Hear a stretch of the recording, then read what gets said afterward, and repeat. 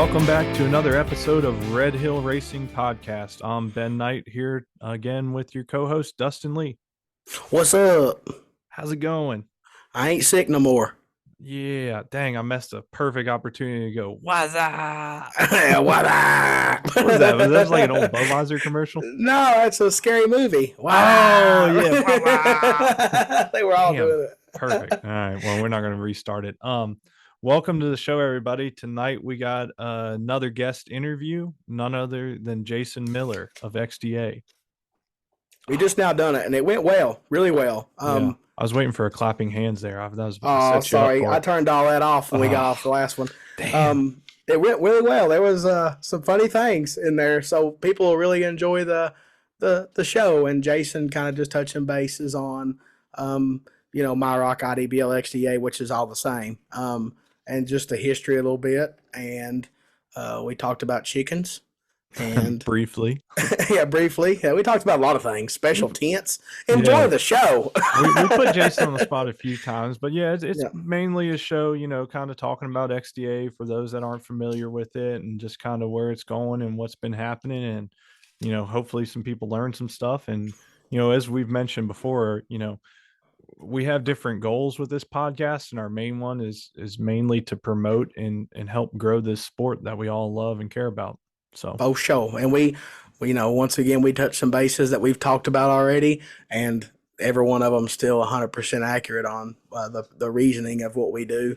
Yep. And it's all coming at you raw, and you'll like it. I ain't gonna lie, I a little bit scared all day, thinking, man, I hope I don't piss Jason Miller off. And I even told him that before we started recording, and I done okay. Actually, he kind of complimented me on one of my ideas, and I feel good. I feel like I've done something. He actually said it live. It's recorded. I can vouch for that. Otherwise, I would have vouched for you anyways. But he did say, Dustin, that was a good idea.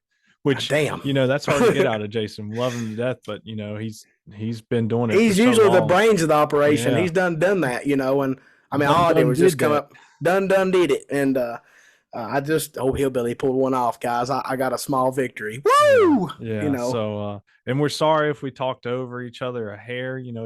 That's just a little bit hard to do when there's three's hard to judge when somebody's about to quit. Yeah. So sorry about that, but otherwise, it went good. We could have talked for multiple hours, but Jason's on a tight schedule. He's a busy man, so he's getting ready to go to Puerto Rico and then Texas, all work related. So we had to get through it quick. So real quick, we're gonna thank our awesome sponsors for the show.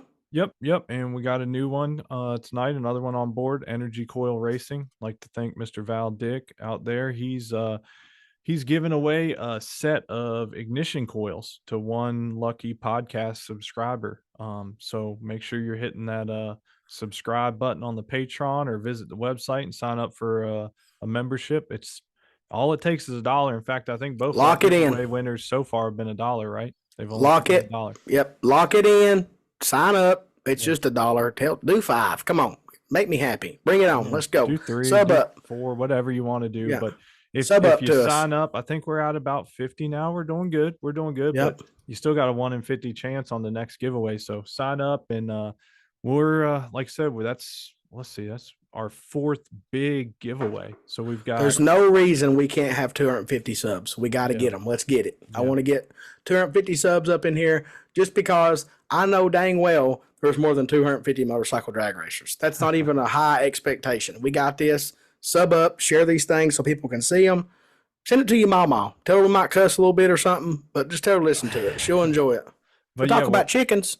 In addition to the great MTC and MPS racing gift certificates, we've got a Penske Racing Shock, a BMF Components tank shell, a Manchester Mines short neck frame service, and now we got Energy Coil, a set of ignition coils for your drag bike. So if you got any ignition needs, questions, hit up Energy Coil and Val. They're good at solving it. We appreciate that support. Running down the list of our awesome sponsors: MPS Racing, Penske Racing Shocks, MTC Engineering, Platinum General Services, Manchester Mines, Montgomery Motorsports, of course, Hard Times Parts and Service, of course, Knight Marketing Group, soon to be released University of Wind and BMF Components, and as we mentioned, the newly added Energy Coil Racing. So, got a great group of manufacturers and companies supporting this little show we're putting on for y'all. So, woo, shop with those companies. Like I said, they're supporting us, and they're giving Yeah. us giveaways for y'all, and it only takes $1 to enter. So, Number one rule: University of Wind information. So Ben posted a teaser video. Everybody could kind of see what was happening, get a taste of it. Please watch the whole video and read the instructions and read the comments and the description of what's going on. Let's not jump to conclusions and start buying things that ain't ready yet. Let's do that. So the website is live right now, so you can go to universityofwind.com. Can't really see a whole lot because the whole purpose is it's a membership online school. So to access everything, you got to sign up and become a member, which it's not turned on yet as far as that goes. So it's in a testing phase right now. yeah, It's like it's a in a test. testing mode. So if you do go to the website, please do not sign up right now. It'll prompt you and kind of let you go through that sequence, but it's not actually live in that regard. So, but feel free to check it out. That's coming soon. Working hard on it every day, man. I call Dustin every day and update him, and busting my ass probably 2-3 hours a day on it in addition to everything else. So Speaking of that, there may be language in this show as usual in this part and in the other part. I'm not even yeah. sure, but I it think we may were pretty happen. good in Jason's interview, but I I know think I already so. cursed on this intro, so Yeah, but nothing yeah. bad, nothing bad. So yeah, No, this is explicit content, not safe for work. What else you got going on, Dustin? Let's see, you got your other bike about man, I ready, got right? two running motorcycles, and Mm, I'll tell you what, old Two Tone, I yanked that motor off the bench and put it up in the frame, got it all together, hit the start button, and it was like it ain't never come apart. She was talking to me right off the rip, old girl. I've had it on the tank, and I said, "That's my girl. You're ready." talk dirty to me. Yeah, she sounds good. Sounds oil pressure's good. Sounds healthy. I'm just doing heat cycles right now. I actually done one before we started recording. Gonna probably do another one after we get done here, and she's gonna be ready. I don't know when it'll go to the track. I already went to the track. I went track Saturday. That's Made some laps on my ridiculous. bracket bike. She's right where it should be, I think. Going to go again maybe this weekend. I'm ahead of schedule. Last year, one of my No motors was shit. just coming out, and now they're both running, and I'm about to start building spares. So, The fact that you have rebuilt both motors in two different motorcycles and are getting ready to go test the second bike is just a testament to how poor I am in managing my race program, because I've not even checked the oil on a motorcycle. man, I tell you what, like there's my daughter, she loves Legos, and she comes out in the garage and she's like, "What are you doing?" I said, "I'm playing with my Legos." She goes, "That's not Legos." I said, "It's Daddy's Legos. I got to take all these pieces and put them together and make it work." And to hear that thing just turn over a few times and fire right up, and I was just like, "Woof, man, that's a great feeling." Now, it's got to stay together, but it all seems good. It's just Yeah, normal deal. And the more I do this, the motors, the every time I get done, I feel like I forget something, like it was too easy. And I think I'm just getting better at just it. getting better and better, man. It's Yeah, repetition. You put that yeah, thing together with your eyes closed. So maybe I'd probably mess a it's bearing a up. good damn thing I don't live close enough to you and Spencer, because y'all would hate me. We probably wouldn't even be friends. I'd Well, always be trying to bring shit over there. Let's in just our do it group chat, together. in our group chat last night, I sent a picture, and the motor was like in the cradle on the lift. It's like, man, I wish Spencer lived close to me. And then like 5 minutes later, I was like, never mind. It's them back up in the hole. Yeah. I've done it so much. My wife, Tamara, she gets mad at me every time. She's like, "What about your hernias?" I'm like, "Well, time I text you and you put your slippers on and you come out here, it's done in there." So I just put it in there. I was like, the only way you're going to help me is you be out here with me when I'm doing it. That's the I'm only way it's gonna going to I'm happen. gonna send you some of these smelling salts that you kind of sniff before you work out and all, get you amped up, or Yeah. when you like pass out, you just take your little sniff of that before and you throw that motor in there. Woo! Man, I've got it down to a science. A little trick I've always done is I take the back wheel off and I drop the swing arm down to where it's like almost touching the lift. So the back of the motor just has to come up like 3 inches, and you start Yeah. the bottom bolt. Then I grab the head and lift it up and start one of the front bolts, jack the bike back up in the air, put it on the rear stand. Now you just put bolts in. You know what I Yep. mean? It's not that bad. It would probably be easier if you had somebody that's knowing what they're doing to grab the other side of the motor and just lift it up. And I've done it so much myself, it's just not no thing. I don't feel like I'm straining myself, but she always freaks out on me. Ain't She just, nothing but a chicken wang. yeah, that's it for sure. Mm. But speaking of that, we just want everybody to kind of enjoy the show with Jason, a little bit about XDA and a little bit more. I mean, he talked about some of the other stuff he does, the Texas 2K and all that stuff. And Yeah. there's a lot of information. Like Jason has been doing this so long, and we talk about it in the episode, and you guys will get to hear it. And he's got some history, Yeah. and this ain't his first rodeo, and that's why his machine is so well oiled. He's been there, done that, and he's not perfect, and he knows it. But man, he's trying to be. You know what I mean? That's what we all should be doing in life or in business or whatever. And Yeah. something I do want to add is just, man, just go to the racetracks, support our local tracks, try to help these tracks make enough money to keep their doors open. Them, even the local backwoods tracks, they struggling. You know, they got a. I went to Crossville Saturday and he opened up, and there was probably about 30 of us there testing, which was pretty good for February in Tennessee. Yeah. Um, but I felt like I wish there was more there to help him out, because I don't know what the prep cost and all that. But you know, we got to help these guys, because they're, without them, where are we going to go? What are we going Yeah. to do? You know, so it's all relevant. We're all a family. We got to work together. Agreed, agreed. And any of the shows, especially when we do interviews, and this is a second one, and it's with another series race promoter, and we Dustin and I have traveled and raced a lot of different places, and every series, every event, they all got their pros and their cons. So we don't want anybody to take anything like we're slighting other series. Now, I think it's fair to say that XDA sets the bar high, but as you'll learn in the interview, Jason and Chris have been doing this for over 2 decades. So They it's all have their niche. They all yeah, have their perks. Um, you know, there's a difference in the big show and the normal races, and even XDA has like normal races and then the big show. You yeah, know, yeah, for their sure. bike fest is the big show, and the rest of them are just normal races. You know, XDA races, and just just don't take us like we're trying to push one, because we love them all. We want all Yeah, of them to be successful. We want them all to fill the stands and do great. But take what we say here and just put it to wherever you go race, yeah, and support your place that you go, because that's all we're trying to do is just grow the sport, and get people out there having fun with their families there and having a good time and making memories, because you'll hear it in this episode. That's what it's all about, yeah. man. It is. It really is. And as Dustin said, just try and make it a thing for this year. Put it on your list.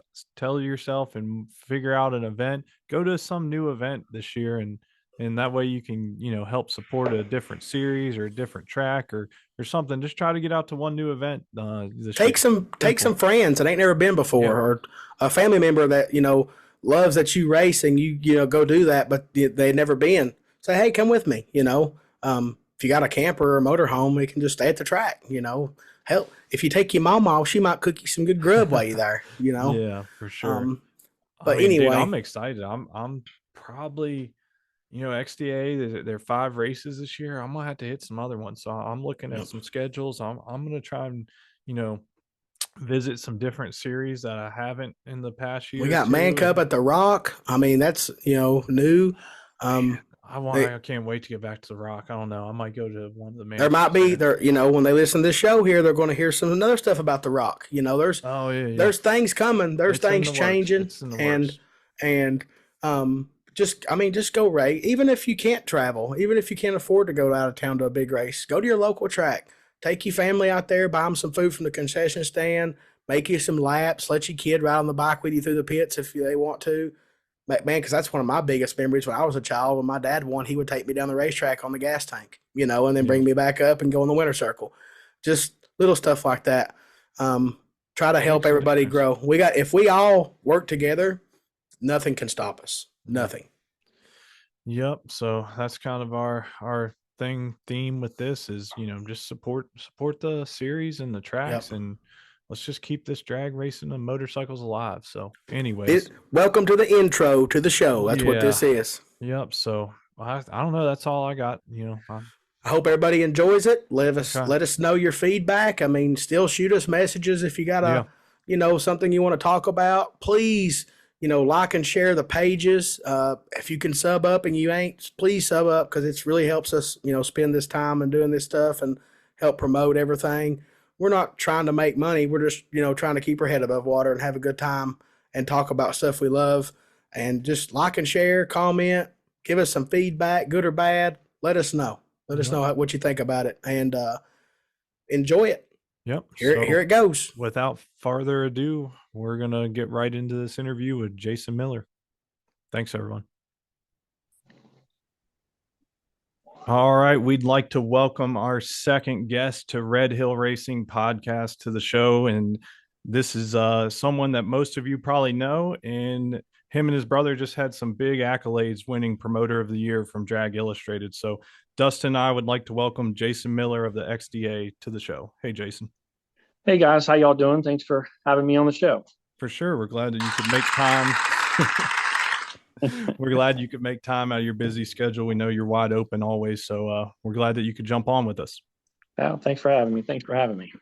And as you could tell, Dustin's going to be throwing some sound effects here and there. So Randomly. I heard. Random. I mean, we know that most people know about XDA, or I mean, they should. It's pretty much the premier drag racing series for motorcycles. So, but we also don't want to forget about the history of it, and that's where some people might not know as much, because basically XDA has evolved over the years. So, do you just want to kind of run through the history of the bike series that you and Chris have been in charge of and running for probably well over a decade, maybe more, 2 decades, who knows? Yeah, it started. I used to be a motorcycle drag racer myself. For those that goes back to the 90s and such. Back when I used to do that thing, and I traveled around and I ran AMA Pro Star for a good while, and I ran some of the bracket classes and 600 Super Sport, and we owned MIR, Maryland International Raceway, and doing that since '89, and so essentially, because I had ran Pro Star and was familiar with motorcycle drag racing and very passionate about it, we had a couple bike races ourselves at MIR, just standalone 1-day events back then. They were on Sundays, and I reached out to Rockingham Dragways owner Steve Earwood, and they had actually a really good bike program down there, stronger than what MIR's was at the time, and I had asked him. He had a class called Outlaw Pro Street, and I had asked him if we could maybe run that class up at MIR, and we would use his rules um, and grandfather and their sponsors that they had to bring to MIR. And so he said, good, yeah, he was good for that, and kind of expanding those people that had those bikes to get to race more times a year than the 4 events they ran at Rockingham. So we did that. And the first year went actually really good. I was actually nervous the first race to see how many of the bike racers down at Rockingham, including the grudge racers and the Outlaw Pro Street bikes, would come to MIR. And we actually had a good turnout the first time we did it. At that moment, a great thing happened. Yeah, it was. It really was. Because at the time, there was, AMA Pro Star, and that was a traveling series all over the country. But I kind of felt like with so many racers on the East Coast that it would be nice if we had something for the East Coast guys that couldn't afford to travel. I knew, me, Keith Thompson, Norman Jackson, the 3 of us were really tight with K&M Motorsports, and we would travel around, do all the AMA events together, Pro Star events. And but a lot of our friends here on the East Coast didn't go to all the AMA Pro Star events because of so much traveling. So we all did those events, and that's kind of what I try to link up with MIR and Rockingham, was to give the guys on the East Coast a kind of that series feel without having to travel that far. And so it's kind of ahead of its time in terms of a regional series, which is what basically every series in the country has become, car and bikes. And for most people that can afford to do it. And we did it. After the first year, I went on, and Psycho Bike was a big thing back then. Psycho Bike, man, I miss that sometimes. Frank, what's his name? Frank Adams or Frank? That dude was wild, wasn't he? I can't remember his last name, but Frank, yeah. Yeah, and he's a character. Yeah, so I made a post on there, and I said, hey, we want to come up with a series name, and who all, want a big name for suggestions and so forth. And it was a real popular thread. A lot of people threw a lot of stuff up. And a guy named George Benson, racer, I believe he was from Connecticut, came up with the name MyRock. And a lot of people had come up with different names, and there were a lot of good names, but MyRock just stuck. That's just what it was. As soon as I saw it, I said, that's what it is. And so I got a URL, myrock racing.com, and built the website. We put all the rules and programs up there, worked on sponsors, and My Rock was born. And it existed. It wasn't meant to put anybody else out of business. It was just something for the East Coast racers to do. And over time, My Rock started in 1999, and it went from My Rock to eventually IDBL, and then on to XDA. There was some different ownership, and now my brother and I we own it, XDA. So putting everything in our own equity now, and our own brand and such. But it's the same series. It's been around since '99, so it's 24 years now. Damn. It also kind of leads to the Miller Brother Productions, right? That's kind of how that. I mean, it's always been under that as far as umbrella in terms of who was kind of running it more or less. But as far as ownership, yes, it was in 2006. Wait. 2018 was when XDA started in terms of that under that banner. But Miller Brother Productions has been around since 1996 when we started World Cup. So, that's awesome. Yeah, it's been a while. Yeah, you're the sticky. Go ahead. Jason is the sticky icky guy, and then Chris is up there punching the keyboard, getting everything right up in the tower. Yeah, he's the indoor cat. I'm the outside cat. So yeah. Every once in a while you see him outside. That blows my mind. I didn't even realize it had been going on that long. Because see, I didn't really get into the bike side of things till like 2010, right when AMA was kind of, I guess, disbanding or going under, whatever it was. And then the first big bike race I ever went to, I don't know if I ever told you this, Jason, but Darren Burnett picked me up on his way up because I was still down in Bristol at the time, and I came to July Bike Fest in like I guess it was 2010 or so. I wasn't even racing then, dude. It was insane. I fell in love with everything from that point on, because at that time frame, that event was huge. That's exactly what that is too, as an event. Like, it's not just a race. So here's the thing about the Bike Fest event. This is funny. I think it's the 19th year this year. It might be the 20th.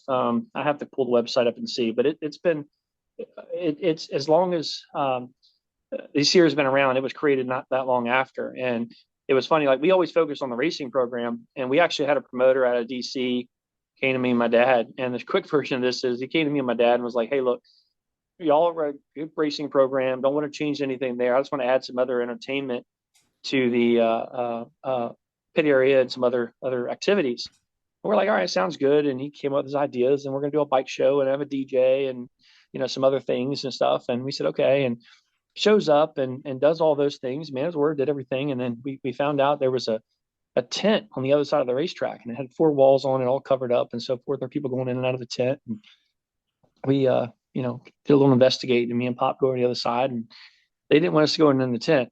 And, oh dear.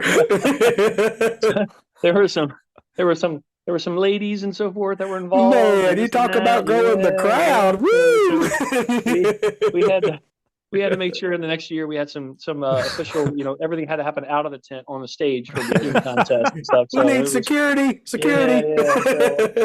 Man, and that's how the Bike Fest was born. And and then it's migrated into WPTC and everything else and being involved. And that kind of leads to a ways to increase the attendance, like something you kind of want. Well, that's not the way, but you do really well at like having something for spectators to do. You know what I mean? Like they've always got a bike show or a sound show or a motocross stunt riding or drag racing, of course. And that leads to like how we can all work together to grow and try to get more people just to enjoy the show. That's right. Motorcycle drag racing is something that obviously, all of us on the call here and then all the listeners listening right now are very passionate about. For a lot of the novice fans out there that don't follow motorcycle drag racing, there's got to be another anchor there for them to come in and such to just, everybody right now has such a short attention spans and so on and such. So, having all the other lifestyle entertainment is something that, has really been one of the biggest reasons. And we drew in 2021. Last year we had just brutal heat. The media was telling everybody to stay home. It was going to be too hot. It was damn near 100 degrees. It was really bad last year. I do remember it was hot as shit though. Yeah. But in 21, I probably died like 5 times. In 21, we had almost 7,000 people there for the 3 days, so Friday, Saturday, Sunday. So that was a good show, and so on, and the biggest one we had ever had in 19 years. So I watch a lot of YouTube and stuff, of course, and Cletus, man, he does the burnout contest thing, and people love that. Like maybe we're to try to implement that, like a motorcycle burnout contest, if we can keep people from getting hurt, of course. But like for Yeah, some reason, they like burnouts. that might be a bad idea to do. I mean, we did the stunt bike competition for a while at Bike Fest.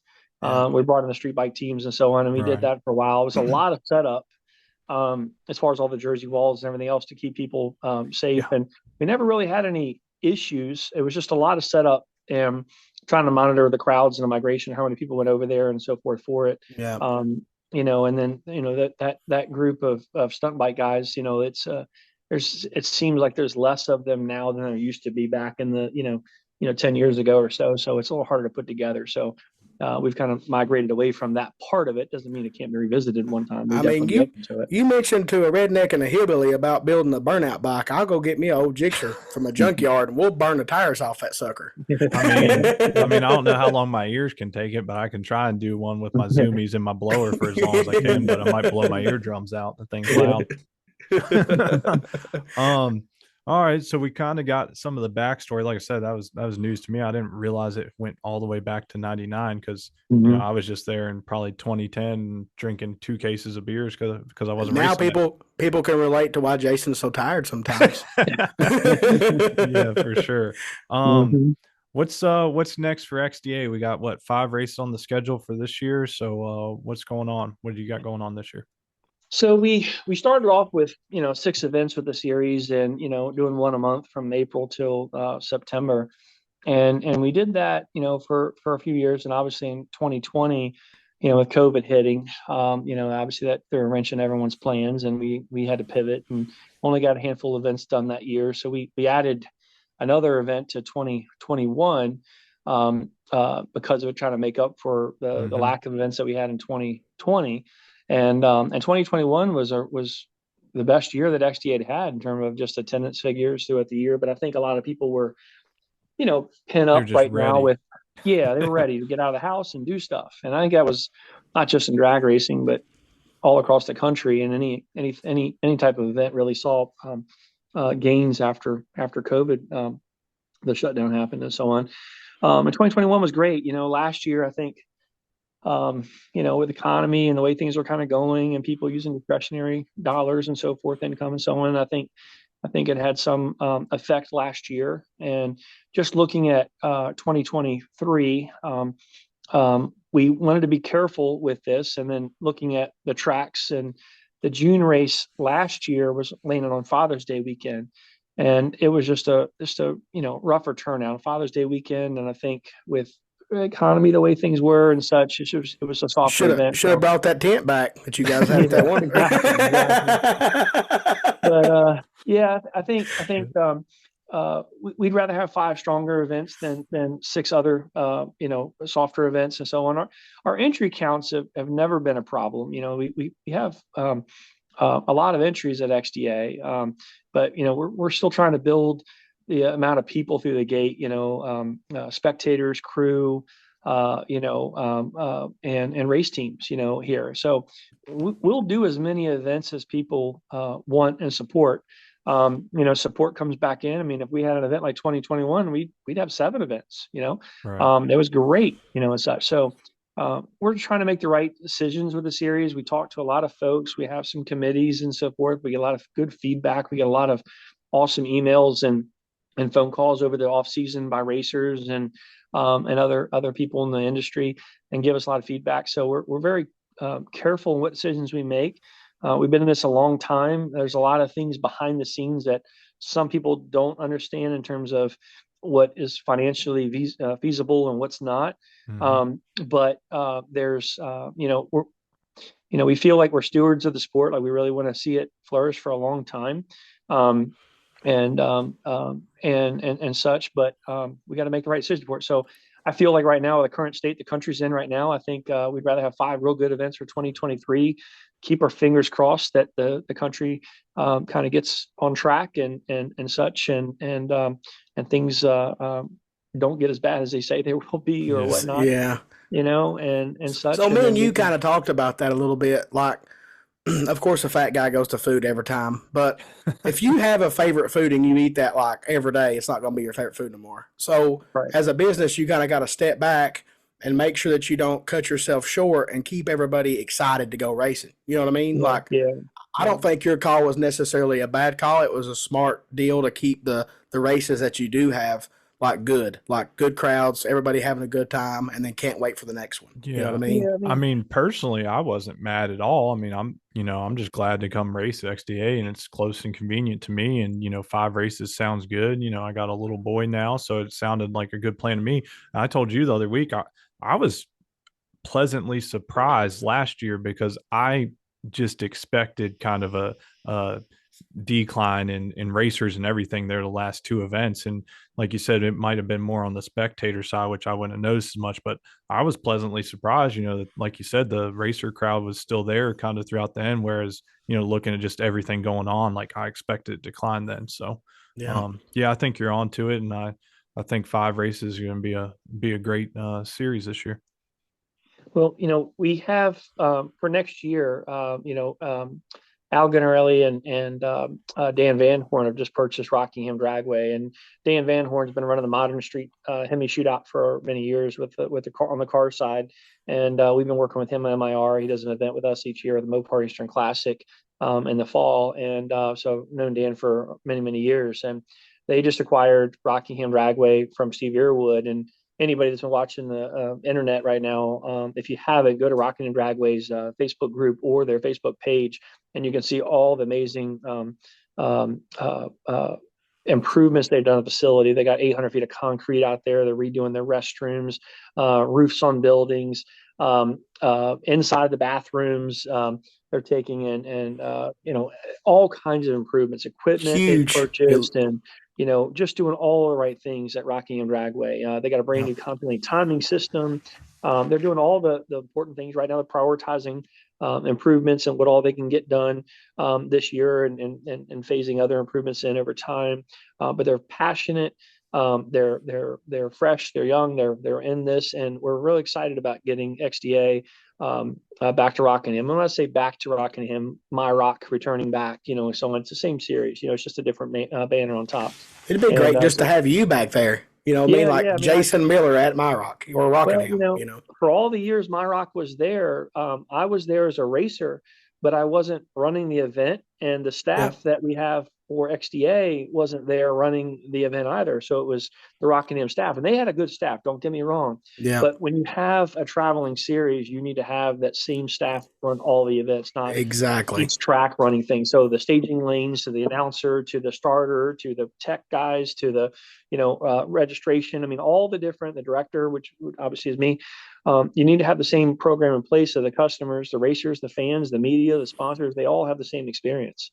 It's Is good And that for the so, racers to have the same right, faces to see every time for sure. right. yeah. So Dan and I right now working on our schedule for 2024. And really the big question right now is when Chris and I have done our schedule for XDA for all these years, the one big thing that anybody that's taken notice, we get a lot of compliments on it. So most people have, but with the spacing prior to XDA, the event spacing. So if you look at MyRock and IDBL, the problem with it was was within the ownership and the decisions that were made, they weren't always consistent spacing. You'd sometimes have an event, and 9 weeks later you'd have another event, and then 2 weeks later there's another event, or it'd be back-to-back weekends, and the spacing was just all over the place. So Right. for somebody that was trying to look and budget and plan, get their bike ready for the next event and parts and everything else, it was just difficult. Turnaround times sometimes are quick or they're very long. So when we started XDA, I said the very first thing we have to do is get this event spacing thing on point. And that's what we did. So when we were 6 events, we always landed at the end of each month. So we were 4 weeks between events. And this year with 5 events, there's 5 weeks off between events. So it lands on the 6th week. But if you look at the calendar, there's not an event in May, but there's the end of April and the very first weekend in June. We're not on Father's Day weekend anymore. Then there's the middle of July. Then there's the end of August. And then there's the first week of You October. keeping them hungry, keeping them Right, hungry. right. So the spacing is there. If we get back to 6 events next year, it could look like 3 at Maryland, 2 at Virginia, and 1 at Rockingham. If we're 5 events, it could be 3 at Maryland, it could be 1 at Virginia and 1 at Rockingham. So it'll really depend on, I think, um, everybody's discretionary dollars, what events they're supporting, if they're out here and they're bringing their buddies with them and crew guys, and we're got a good healthy team roster, a lot of race teams here and so on, and it's good support this year. Then it'd be great. I know all the sponsor support this year. We got more sponsor support in 2023 than we've ever had before. So that's a really good sign so far. So Yeah, that's we're great. optimistic, and we'd love to I'm get back patting to myself on the back right now. Yep. Part-time park shows is definitely one of them. So we appreciate you. We appreciate you. So I want to touch on something is you said it. I mean, you outlined it perfectly. I just lit up, but you were talking about how with this series and a traveling series, how it, you have the race director, the same staff and all. Is that what you would attribute, to how smooth XDA operates with, 6, 7, 800 plus race entries that, and for people that don't know, Jason knows, Dustin knows, back years ago, I worked at a racetrack too. So I kind of have a little insight onto it, but I lit up when you said that because I'm like, wow, that's that's key to running an efficient and well groomed show. So just kind of it want to hit is. on that again. Yeah, I mean, it is. I mean, it's very important. I mean, Chris and I may be the face of XDA, but anybody that's been to these events, sees all of our staff, in the XDA shirts, and there's the tower staff. You got Denise up there, and Chris, and Fabian on the mic. Obviously, he's doing some other events this year with NHRA, and wish him the well. But he's been there. Everybody knows Fabian, and then you I'm got gonna David miss and him. Stephanie. Yeah. Yeah, we are.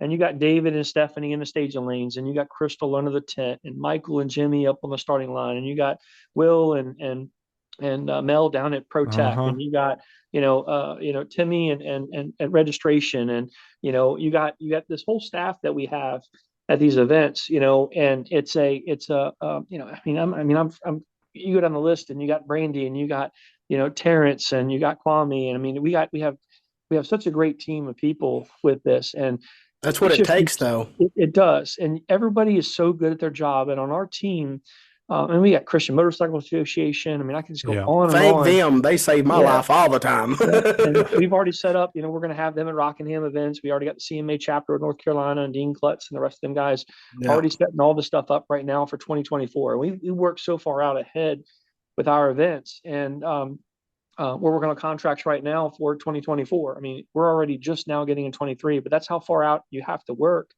if you want to have a plan and a team. And a team is the only way to execute these events. And whether you're a spectator event or participant level event, it's so crucial. And I know Crystal under the tent. She's got the bite numbers and the class changes called up. We Man, don't have problems all the her time. smile probably helps Yep. me win races. Like she Yep. helps me. And She's so David and nice. Stephanie. Yep. And David and Stephanie in the staging lanes. I mean, he knows Yes. the racers, and the way everything's run is the same. And you can go on and on with everybody, and and myself. When we don't have rain issues or bad carnage issues a day and so forth, everything's just going really smooth the way it is. Right. And then my job during the event is to make sure that all the staff and the team have everything they need to do their jobs, and then my job is to call the audibles during the event when we have those issues that we have to pivot with and so on, Which and that's and that's what key. I got to do, right, and stuff. So And tough the calls too, man. Those sometimes are tough calls, and some all the world of pressure is on you every time. Yeah, it is, and stuff, and that's what I'm good at, and everyone else is good at their job. So you have to have that team. So we've already had the group meetings with our staff and so on, and they know the plan of what 2023 is, and they know what the plan for 2024 is, and everybody's on board.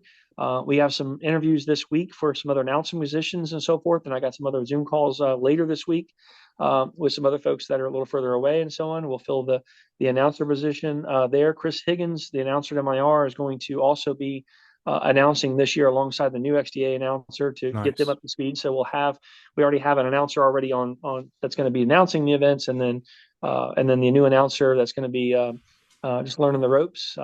Fabian and Chris Higgins weren't announcers when we hired them. They just had such good passion, and they were very good with their voice. and they learned it all. So anybody can do Both this. are So great. Both are great that's for right. sure. So because and we know how good they are and or they how they started. So we're going to get a new announcer the same way, and we're excited. And Javon is still going to be doing all the grudge stuff. So Javon was an announcer before he did this, and nobody would ever guess that either. So he grabbed that mic and went right to town. Sure, Well, I'll you'll have tell me you. up there before we know it. Oh, damn it! That's what I was gonna say. I've announced before. I was gonna say, I'll tell you what. If there's a day that I'm out early, if I'm allowed to drink a cold beer in the announcer booth, I'll be calling some bracket Hey, go action. ahead, Ben. You can have it, buddy. I'm good. I'm gonna be winning races, buddy. I'll be cheering you on. I like calling out the packages, like the big car races and big money Yeah. race and all. No, thanks for just kind of going over that again. I just wanted the listeners to hear because it's definitely not a knock on any other series, and with our podcast, we want to try and be as positive as possible.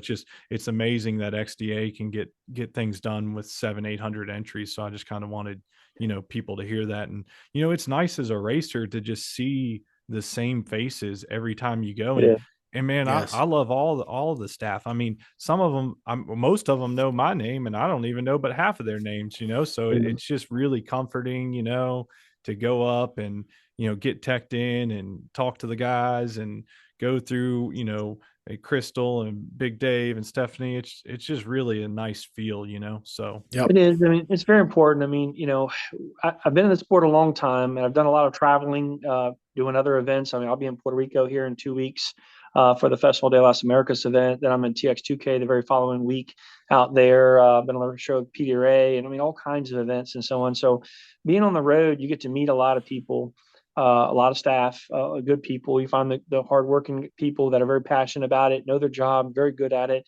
And then and then you see good parts of programs that you've liked. My dad has learned a lot being on the road, and different events and television shows, Pinks and all kinds of things and so on. So our programs are a bit of everything from a racer perspective, being racers ourselves, that we've implemented the program, and then seeing other parts of the program out there that other people's programs that we've liked and so forth and implemented in.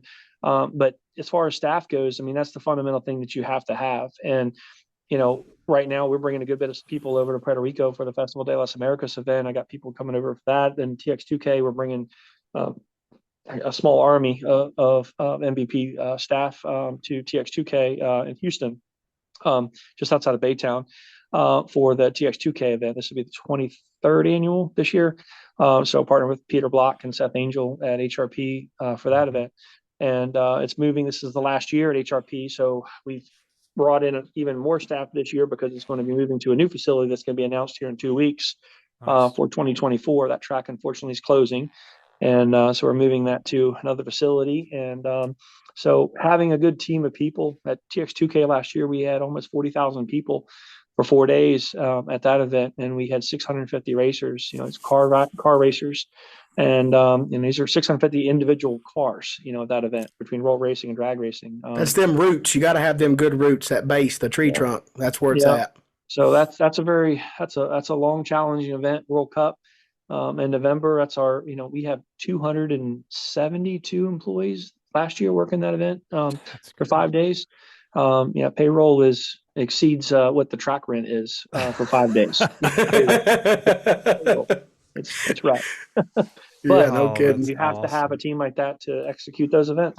And Absolutely. so Yeah. Well, switching gears a little bit, is there anything new or big that you want to talk about with XDA? And I preface that our best episode to date so far was, an hour, 2 hour discussion Dustin and I had about diapers. So I don't want to throw any pressure on you, but that I know that is one big change. If you want to touch on it, cool. If not, we yeah. talked for 2 hours about it, but if there's anything else that is notable that you want to shout out to everybody, let them know. Yeah, well, I mean, obviously, anybody comes to drag strip, whether you're a fan or a media guy, you're a racer, your staff, it doesn't matter. Everybody wants to see two vehicles going down the racetrack, not Not the tractors, tractor. not tractors. We don't want to see helicopters flying in for pit bike Hell accidents. We don't no. want to see, tractors cleaning up oil. We don't want to see, ambulances cleaning up, crashed cars or bikes up on the racetrack and so on. So, in order to accomplish that, there's not a person at the drag strip that doesn't want to see vehicles going down the racetrack. So we've had a few issues in the past just with anything that's growing pains. One being Yep. pit bike crashes, and we felt like we last year was a lot better. We felt like we got a better handle. We told spectators they couldn't bring them anymore, and we had some spectators, throw a temper tantrum and say they weren't going to come anymore if they couldn't bring their golf cart. As a racer, I want to praise you on that because the Yeah, pits were way cleaner all the time. Like yeah, it was way Sure. better. yeah, and thank you. And we told those spectators, hey, sorry you feel that way, but it's the only way you can come to the events is leaving the wheels at home. Yeah. And you can't go into an amusement park with your golf cart. You can't come into an XDA event or a World Cup event or a TX2K event or any major event without on feet. You got to be on feet. Yeah. And so removing, I think, the spectators from bringing pit bikes in, then the racers know, hey, there's nobody else to blame this on, but we got to get Exactly. and raising the speed limit to a reasonable speed limit of 15 mile an hour versus 10. I think people honor it more at 15 than unrealistic 10. So even though it actually increased by 5 mile an hour, I think it's just I think it makes a little more common sense this way. And last year was amazingly better. We had 9 hours in 2021. We had 9 hours of downtime due to pit bike accidents in 2021, Shit. and That's a whole and day. 3 of them were medevaced out in 2021. So I mean, that's not you're funny correct. about that part, but like just Yeah. to have, like Dustin said, a whole One, damn day. yeah, that's full. That's like you said, it's one full day of racing just for pit bike accidents and stuff. And it's unfortunate. And we hope, everybody's, back healthy again, that's had those situations. But last year was so much better in pit bike accidents. So we addressed problem number one. And to your question about diapers, I mean, we wish we didn't have to implement these things, but I Oh, think sure. what's happening is it's not. I don't believe the problem is people aren't taking care of their bikes and maintaining their bikes. I think the issue is just the competition has gotten so tough. On the grudge side, pro side, people are leaning on stuff so much more now than they were 10 years ago. So I think your people are just reached that um, limit of what it's going to the motor's going to handle. Okay. Mhm. On the sportsman side, I think people looking for the dry shots on the bike and looking for that extra edge in case they wheelie or miss a shift or have a bike issue and so forth to make up the T in the top end. And that's leaning on parts that maybe they weren't doing 10, 20 years ago. So there is more carnage now than there was before, which presents a new challenge. So a 700 bike count is essentially what we're looking for at each event. But now with the carnage being what it is, I mean, getting 600 bikes done with the carnage we have is the same as 700 was, 5, 10 years ago. Right. So we have to address this. We didn't want to go out and do a blanket rule, tell everybody they had to have a diaper. That's, in my opinion, it's something that's not realistic. The I grudge agree. bikes, yeah, the pros need to have them, all of them, period. The super stock class is the only one, and I'll tell you why it doesn't have it is because they're all motorbikes, and they're stock motorbikes and stuff. So they don't need to have it. All the other pro categories have to have it. All the grudge categories have to have, all the bulls have to have a diaper. Mhm. Grudge and sportsmen only need to have a diaper if they have a power adder. So if you have a dry shot on your bike and then put a flat pan and a diaper on it. If you don't want to put a flat pan and diaper on it, just take the dry shot off. You're running ET racing. So You don't need to have as it. a sportsman racer, the positive of this is when you pull up to the starting line, you ain't got to worry about random drops of oil as much because That's there's right. going to be diapers on everybody's stuff. So you don't have to worry about hitting a drop of oil and spinning your tire and losing a round. You're going to have a clean track 90% of the time. I mean, there's going to be stuff happen, but for the most part, that's going to help us, all of us. It will, Yeah. and if there's more races, I mean, the caveat to this whole thing is getting more bikes down the racetrack, shaking hands in a winner's circle, giving away that money each day versus having another 2 or 3 hours with a cleanup set. Certain classes have to be split, so ultimately it's better for the racers. It Everybody. Yep. saves, yeah, and the cleanup costs, getting so excessive and.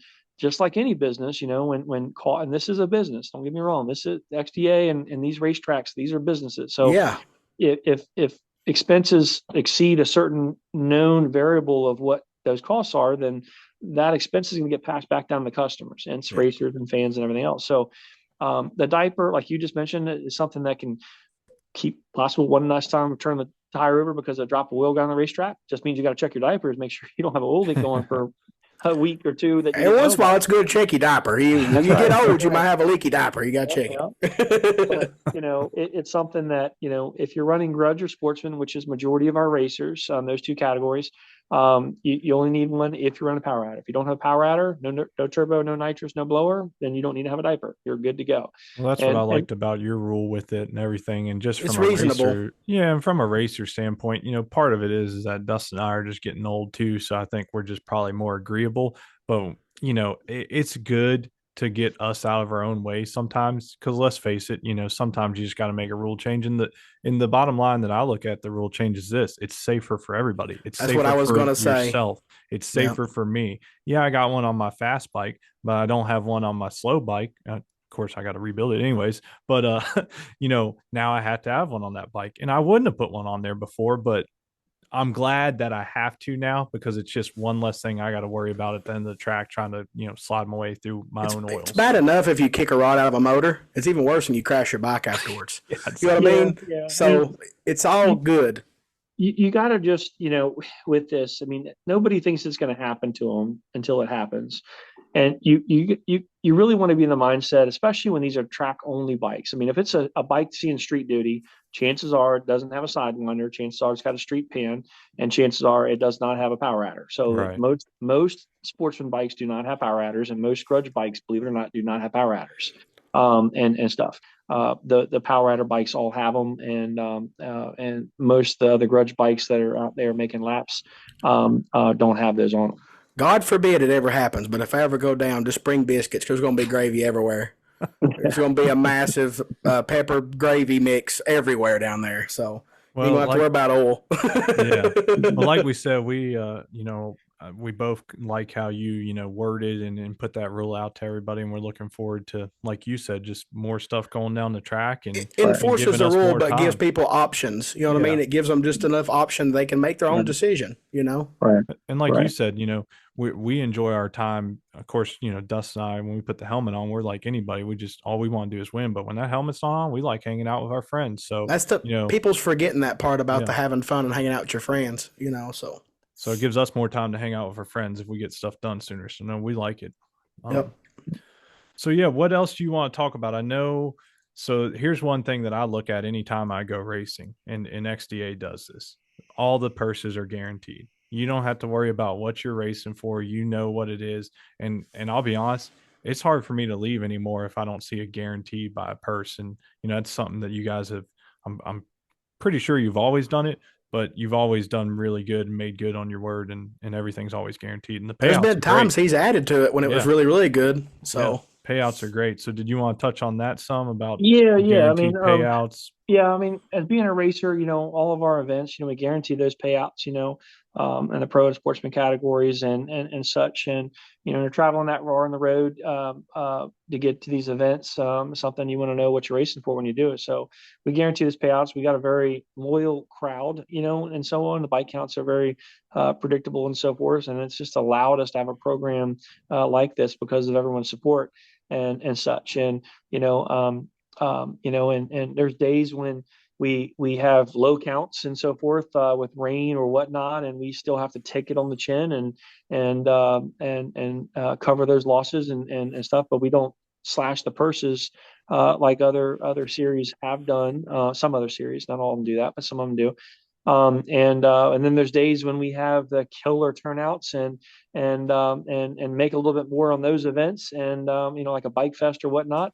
And those are the events we're making up for the money we lost in the other. So that's the roller coaster ride of a that's business. right. That's right. So you lose some and win some. You just hoping that over the course of the year that Yeah. you're won more than you lost, and that's how you stay in business and stuff and such. But so that's why we run the guaranteed payouts. And there's others that'll pay you less when there's lesser turnout, pay you more when there's a big turnout, and that's another approach. But it seems more people would like to have a guaranteed payout and know what they're racing for, good or bad. Yeah. For sure. I mean, I'm okay when payouts are structured, but I don't like when there's no like bottom line. Like, what am I racing for 100%? And if it gets, above a certain level, it gets boosted. And I'm okay with that. And that's a lot in the big money car race scene too, especially when they have the huge events, whatever the $1 million races, they're usually $1 million race. They're racing for 250,000. Now, let's not get wrong. That's a huge chunk of money,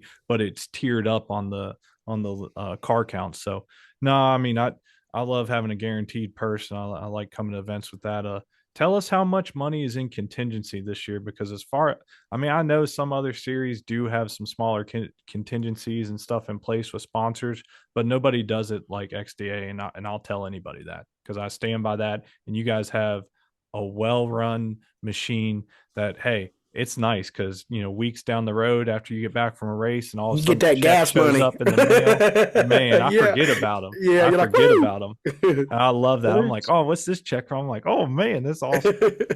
Well, with 5 races between cash, purses, and contingency, there's a little over $500,000 between and the XDA series for 5 events. Get you About some. 400,000 of it is pay and purse, cash purse, and then a little over 100,000 of it is in contingency. So the contingency program, for those that don't know, if you go to xdaracing.com, click on the contingency button, and it's simple. If you run those sponsored products, have the decals, their decals on your bike, and win or runner up, you get extra cash just by running those products and running their decals. So it's easy money when you're building your bikes, and you're picking out what swing arm or wheels or exhaust systems or leathers and whatnot. Choose What wisely. use those products, and you're in a winner circle or runner up, and you get extra cash that some of the other series don't pay out, and stuff, and helps cover some gas money or other parts money or rebuild money, and it's good stuff to have. So Yeah, for it's worth sure. doing, and a lot of the other series in the country, ProStar used to do that. And they had a really impressive contingency program back in the day. They did. Manufacturers were involved and such, but Yeah. manufacturers would love to get them involved with this, but right now they're fighting their own battles, and dollars to passing on down to the bike series and so forth just hasn't been in their cards. But we're still optimistic, hopeful one day we can. Saying that, a minor little, like a little applause for all the sponsors, because without them, none of it would work. No, Right. if we don't have people helping the series can't work, the tracks can't make money. It's just an ongoing thing. So thank everybody that sponsors any series, period. On top of the purchasing and contingency programs, and there's a little over 20 some $1,000s worth of championship payouts and awards and gold cards and everything else that we have with the series and stuff. And so, the sponsors help with things like that and other expenses and hotels and airfares and, staffing and trophies and just production costs and everything else. It's just a lot of expenses we're putting on these events. And I can vouch. so, Them jackets are nice. So I can vouch for that. They're very nice. Yep, they're nice. And we got them all ordered. We finally got the last jacket size, and Chris placed that order, so we'll hand those out on the first stage, the first event, the Spring Nationals. For those who haven't seen that, at the Platinum General Services Spring Nationals on April 21, 23 at MIR, we have the stage right behind the tower, and we do a big ceremony. We stop racing. It takes about 30 minutes to do, and all the top tens and all of our championship classes That means get awarded there. that bring your mama, your pawpaw, all your cousins, all your family, come to That's right. racetrack, take pictures, look at them up on the stage, getting honored for what they've done all year. It's awesome. It's a Yeah. good feeling. And Ralphie Navarro from Title General Services also brings $1,000 up, and we give 10 $100 crisp bills to some 50-50 raffles during the ceremony. And we got Mama a will big be getting a audience up hundred. there, and it's great for everybody to be recognized, like you said, up on the stage in front of their peers, and for all the hard work from the previous year and stuff. So It really we'll is hard make this work. People, like the guy that gets 10th worked just as hard to every race as the guy that got first. You know what I mean? Oh, So yeah. they all need just praise a little bit for what they did and being there. Just showing up to every race is a big task, right. Yeah. So it's awesome. You're And I not going to just, place the top 10 unless you're going to all the events and yeah. going a few rounds at least. It's a and dogfight at XDA. It always is. It's a And I Shark just Tank. Go ahead. Oh, yeah. Okay. Yeah. I just want to let the listeners know too, going back to the contingency real quick, in the past at places you know, I've been running around or trying to remember what I love about XDA, and not only this big contingency program that you have, you guys take care of it, which is kind of unheard of because, when you go down to the winner's circle, and this is just so the listeners know, you don't have to worry about chasing somebody around or getting signatures or making sure you guys verified during the winner's circle photo and the trophy that you have XYZ. And it's so simple. You just fill out a form where, I don't even remember what series in the past, but it's been like that where I've been places, or I think even NHRA, there's some places where it's work to get the You contingency. got to chase them dollars Yeah, down. Yeah. and when we're caught up in the emotion and excitement of winning, that's the last thing you want to do. So, like I said, I just wanted to let the listeners know They that make it easy. it's easy. Yep. Yeah, So you're just right. look I at mean, that list. it's a process that that we've just streamlined over the past couple of decades with this. And you show up at the winner circle. We have a paper form. They fill out the name, address, social security, best contact phone number. We verify they have the product on the bike. Verify they have the decals on the bike. We take all that back to the office the following week, and then we put it all in Excel format, and then we email that out to all our sponsors. So the sponsor has who the driver was, who the rider was, all their contact information, and then the payouts of what their claims were, so that way they can send payment It's out also to the it's racer. also The good racer for the doesn't have to do sponsor. anything. They Yeah, just the have to sponsor run the gets product. Yep, they do all with the, you. all the They work. get the XDA gets proof for the sponsors to verify that the product's there and they're doing the right thing to get that money. So it's like a double win. It's easy for the racer and it's good for the sponsor. That's right. That's right. Yep, So for we do all the sure. work, so the racer doesn't have to chase anybody down like you're saying, man. And last thing we do is be calling up a company and say, "I won this race, and you got to send me a check." And we know Who our are you? I mean, I that's why I wanted to touch on it, because I mean, I don't remember what or when. I don't know. It was years ago, I guess. But I just remember like getting home from some races years ago and be like, damn, I just missed out on you know $200 or $50 or this and that. And I mean, at that point in time, like, damn, that would have been nice to have that money. Yeah, So, for yep, sure. like I yep. said, I just wanted to point that out. Man, I got a question I want to ask you. Okay. Are we now? Hold on, I'm gonna preface this. You touched on it a little bit earlier, but some of the listeners might not know if they've not been racing long enough. As you said in the kind of the history, you were a motorcycle drag racer and a pretty damn good one. So are we ever going to see you race again? Probably not. Oh, come Probably on, not. I'd man. like to get him in some Pro ET. The He clutch, said he wasn't good at clutch is on judging the stripe. the clutch is on the left side or the right side. I forgot. Shit, Oh God. man. Man, I remember when was it that you built, probably at the time, the baddest pro street bike in existence. I mean, there was just so much. I remember like following your build on that bike, and there was so much neat You're stuff on that you're bike. thinking about pro sport bike. I 60 inch. Pro street bike. I built one of those. I don't know what year it was, but it was not. It was an okay bike, but Oh, I just there's feel like there was some stuff on that bike that was just like different from what I recall, but maybe it's it probably was the the 60 other inch one. bike. The 60 inch bike that Okay. that I raced in. I ran that 60 inch bike. I think 04 to 06, and 04 to 06, and that bike was, for the time, it was pretty advanced. Right, right. Now it looks like a typewriter, but but back then it was a pretty good bike. I built a pro street bike. I want to say in 08, Yeah. 07, 08, somewhere in there. I started putting one together, and DME helped me a lot with it, and it was a pretty good bike. But the problem was I took too long of a break between the 60-inch bike and the pro street bike, and I just became too busy, and reality set in. I was never going to have time to ride it, so I Right. sold it. And now, um, between these kids and everything else I got going on the plate with the farm and the other businesses and so Oh, forth, here it we just go. We're really gonna talk changed. about them chickens, baby. It's Yeah, chickens. uh, Do you I have got chickens with the price of eggs? yeah. Oh yeah, I The put it in kids, my post today. I was like, he's got chickens and yeah. cows. Yeah. Oh Kids man. talked me into hatching some of the chicks and so forth, and now we got way We too many seen it. chickens. Yeah, so we That's got way so too many cool. chickens now. Yeah, so we got to figure out what we're gonna do with When them I things. come up for the first race, I'll be expecting some eggs. Everybody's gonna be getting eggs at XDA this year. That's a I got about bonus. 2 or 3 dozen eggs a day that we can't eat. So Wow. Awesome. That's good protein. We good. yeah, yeah. Well, man, I just So had to ask that because, like I said, honestly, that's part of the reason I don't still work at a racetrack. I just love racing so much. I mean, some days I wish I sucked at racing because I would be working at a racetrack right now.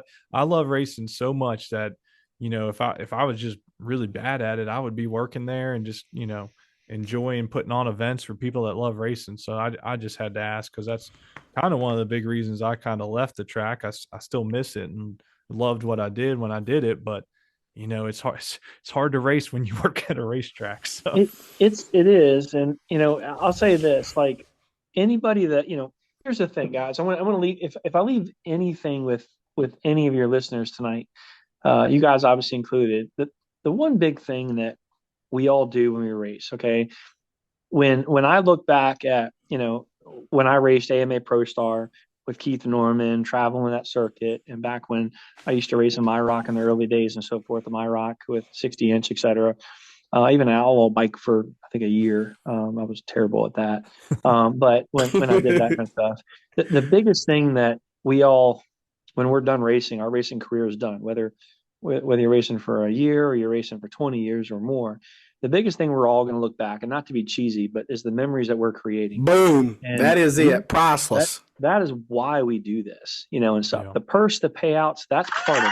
Don't get me wrong. That's it, man. I praise that all the time. It is huge about having the memories and the changes that happen in your racing career and friends and all that stuff. Like, it's a big deal. 100%. I mean, that there, when I think back and the trips that I would take with Keith and Norman and racing Pro Star, and the hotel stays, and the breakfasts and the dinners, and all the stuff that a lot of what I remember was outside the guardrails, just with my friends on those weekends that we did. 100%. Amen.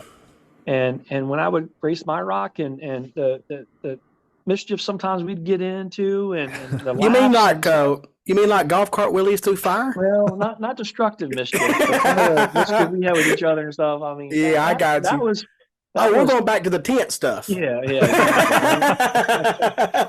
Oh man, that's what I take back. And me and Mike Slow and John. Well, John passed. John Flood passed, but me and Mike Slow and Navarro and DeMito and so many of us, we still talk today. And so on. Sean Walsh and so on, and a lot of those guys. I was talking to Keith Thompson actually last night and so forth. I mean, we still talk and we don't race against each other right now, but those are memories. And everybody's racing, whether you're racing XDA or racing another circuit. When you're done racing and so forth, and those trophies up on your mantle are going to be great to look back and show your kids and your grandkids. And there's paydays that help recoup some of those expenses that you race for. Great, that allows you to do it for longer and so on.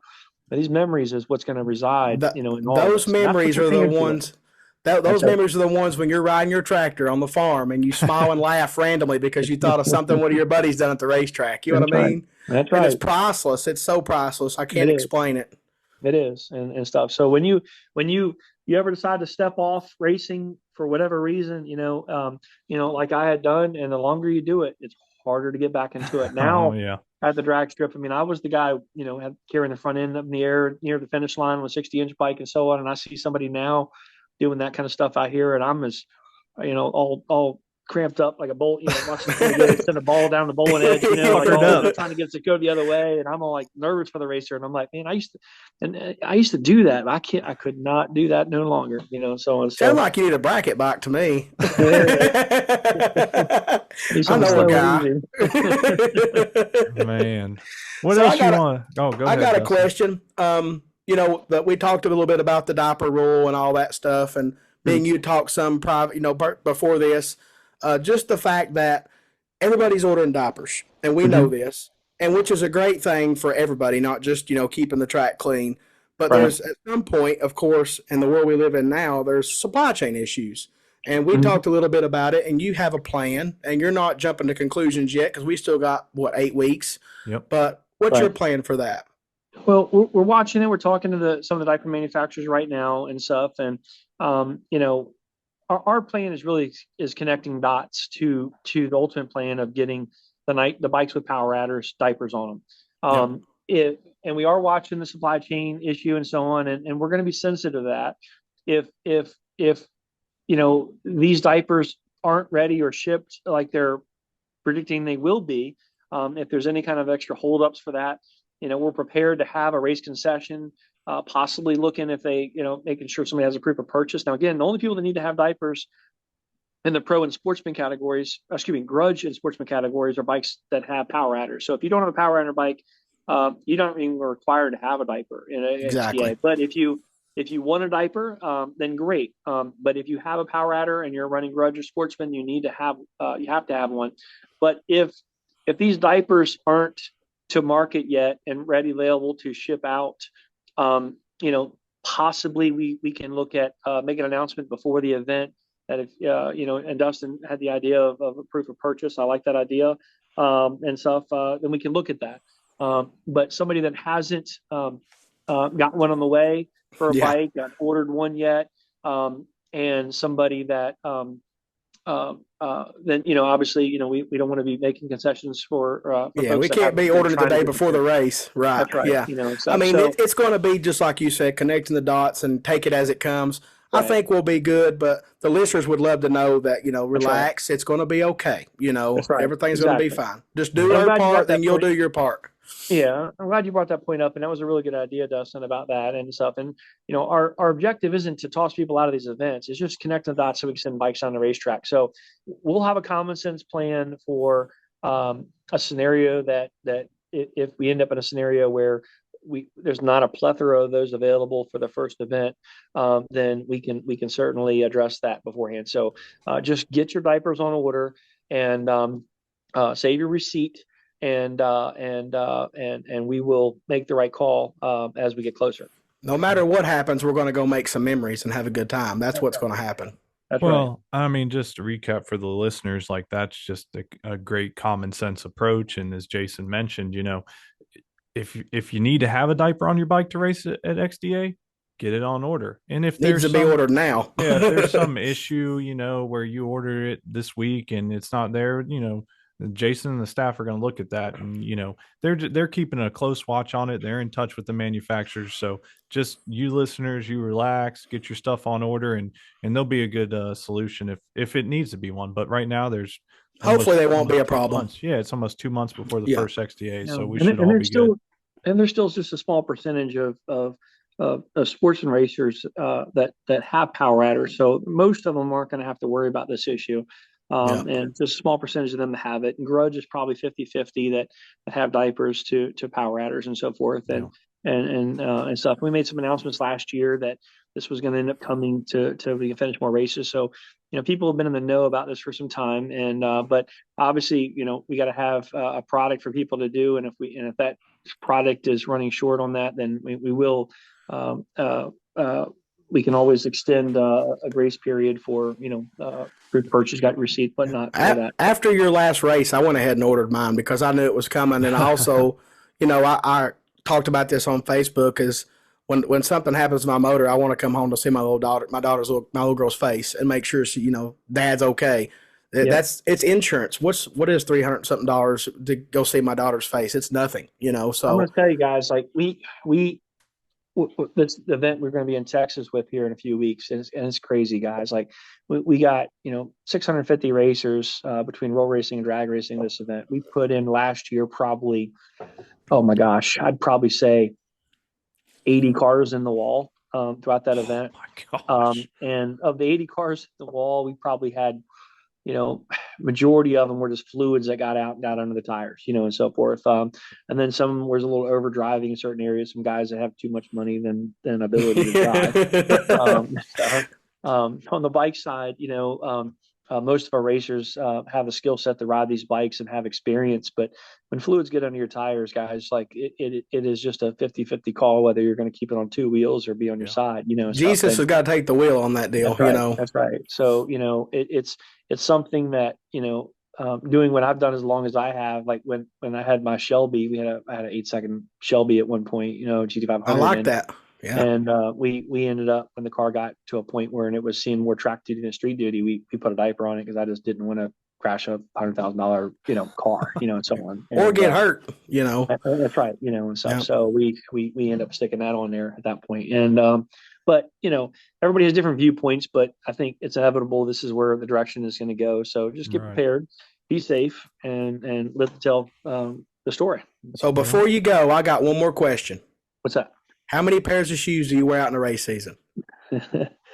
Well, honestly, okay, so World Cup. It's getting better, ain't it? Well, at World Cup, so here's the thing. Honestly, guys, I can tell you this: at World Cup in November, it's our big race. We had 56,000 last year over 5 days in It's attendance, and amazing. that's our big race. And it used to be the tradition that kind of started this probably talk was I'd buy a brand new pair of shoes for that event every single year, Yep. and because I would destroy them at the event. But we've got such a good team on staff there, um, and my shoes on Sunday look as brand new as they did You on Oh just Tuesday when I you put them man. just on. you're just wearing out scooter tires, then ain't you, riding around? Man, let me tell you, we got such a good team there. We got so many redundancies in place, and we're working on building that level team at our TX2K race and that we partner with Peter and Seth with and Houston, and to make that event a little easier on me as well. And XDA events, obviously a little different budget. We got a great team and a staff there and so on, but we get these diapers and stuff in place and have some less crashes and carnage and so forth. And, hopefully I can get a pair of shoes that'll last me, a couple races. That'd be Yeah, a great. few years ago, you needed a Nike sponsor. You was popping them Yeah, babies yeah, off every yeah. race. Yeah. We did, we did. So, Yeah, for sure. so Well, well, look, I know you got a very important 9 o'clock meeting. We could probably talk to you for 3, 4 hours at a time. We just did the abbreviated version. Is there anything else you want to shout out to listeners? Most of them should be familiar with XDA and all, but any last words you want to let them know, or just go to xdaracing.com because you can find everything you need to know there. yeah, I mean, follow us on xdaracing.com, on our website, our website, xdaracing.com, on our social media pages, XDA Racing, and such. We look forward to seeing everybody back at XDA this year at our events. And, we want to keep growing our series. So, really want everybody to look at inviting out, some family and some friends to these events and so forth. And, everybody tries to really bring an extra person with them at each event and growing our attendance. So these racetracks take us real serious and want these events. We want racetracks calling us up and having a lot of options for the XDA in the future. And we see this as an East Coast series up and down the East Coast, and Maryland, Virginia, North Carolina, and we'll do as many events as people want. We can go further south, we can go further north, but we got to have tracks that want us and see us as an events that bring in a crowd, and we got to build a spectator base here, and reigning over simple little things that happen that everybody knows when it comes to weather or carnage at an event is not the way you bring positive talk to a series that anybody's going to have those issues at any event and with carnage and weather and stuff like that. So we want to stay positive. We want to bring extra people out to the events, invite them out, talk about it. Word of mouth is the biggest thing that any business like this can benefit from. So, we'll do as many events as people will support and stuff. So, just want to try to help grow our attendance. More people through the gate is going to mean XDA around for a long time and more venues and more dates. So, That's Yeah, I awesome. agree to every bit of it. We got to keep these racetracks happy, so we got places to go. Yeah, that's yeah, right. for That's right. sure. No, that's a good statement to let everybody know. Try and bring those new people to the track, and we got to Bring keep them these things all. growing. So, So look, I'm going I'm to say, gonna I go want to ahead. say one last thing here real quick. So, um, uh, you know, Johnny Mullican, had recently passed away, and Hmm. one of the things that and we're all going to miss him. He was a good character, and the one thing that for those that are listening that have been to an XDA event, and for those that haven't been to an XDA event, I want one thing to resonate with everybody, and it kind of touches a little bit on what we talked about earlier. But the one thing Johnny told me in the pits, this was 3 or 4 years ago. He told me, and he had some friends with him in the pit area, and he stopped me and so forth. And he said that he had some friends that hadn't been to an XDA event ask him outside the racetrack, one of the things in town they were at, asked him, what is the XDA event like? What are they like? So I know whether I want to come to these events. And this is perspective. And this is what he said. This is a seasoned racer that raced with us for a long time and, Such a and great never missed person. an event. He was a great guy. And this is how he explained the XDA event. He says, well, you might think that this is, a race that you're going to watch. And he goes, and it's part of that. He said, but what they really are is imagine a campground with hundreds of campers. all your best friends at the track, people that you've known, people that you're going to get to know, people that you're going to form relationships and memories with. And all weekend long, you're drinking, you're eating, you're having a good time, you're joking around, you're having the best time of your life. And every few hours to have something fresh to talk about, you make a lap on your bike. And sometimes you come home winners, sometimes, and you get to brag about that. Sometimes you come home and know what you got to work on the next race. But that's what XDA is, It is. and hanging out and camaraderie at these events. And and not to be cheesy, but I was like, man, that is the best description of what these are. So No, he nailed it. when you're Yeah, he talking nailed about, it. yeah, when you're talking about, you know, bringing more people to these events, and stuff. And when they get out there, especially if they got a camper or means to stay the weekend of the track, we have big facilities. We got room for folks and such. And they don't have to be a racer to have a good time at these events. And you're doing your friends and family a favor. You say a favor, but you're doing them, involving them in the memories that you're bringing by having them It's come all out. about the memories, man. Yeah. Like, I mean, me and Ben's been preaching this for every episode, it seems like it is about being with your friends and having fun. I wish my family would come. My wife and kid comes when they can, but the rest of my Yeah. family, they ain't going to change their schedule for me. But for the Well, most part, I would love to have my whole entire family there. I think it would be great. They would probably enjoy it, yeah. Well, I'm glad you shared that story, because honestly, I had two of my friends from back home come with me last year, and that was the same thing. I was like, y'all should come for the weekend. It's a good time, and they're like, well, why is it a good time? I'm like, well, y'all know me. I was like, I like to party. I was like, it's a big Yeah. party. Let's go. And man, I'll tell you what, hell, I bet they only watched me race for about an hour's worth in a 3 day span. They had such a damn good time. I can't even speak some of it on here. But anyways, it was a great time. So look, we know you got to get off here. I'm just going to leave everybody with one last thing. And this is just my opinion and thoughts. But I just want all the listeners to know that if you can do simple math or get your calculator out, and this is just me speaking for Jason and Chris and their whole crew, they don't have to do XDA. And I'm just telling y'all, I can do math. I got a calculator, 56,000 spectators at World Cup. I know that these guys are doing it because they love having our families there and seeing us have a good time, and they just genuinely enjoy motorcycle drag racing. So make sure you come out and support the series, any series for that matter. If you don't have the means or it's too far away, go to your local track or series. But Jason and Chris and their whole staff, they put on a hell of an event every time. And it's like, I'll put it like this, it's like a side hustle. It's like a side hustle for them. So you don't have to say it, you don't have to comment on it. I just want everybody to know that I know deep down you guys just really enjoy it, and it's just in your core. So I just want Ditto. to know. I raced for a long time, and I had passion doing that. I just knew I could do more for the sport with a radio and my official shirt than with my helmet and stuff. And You just didn't want these problems. our other businesses, are definitely where we make our living at. But we want to see. Been part of the X Bike Series now for 24 years, so we want to see this thrive.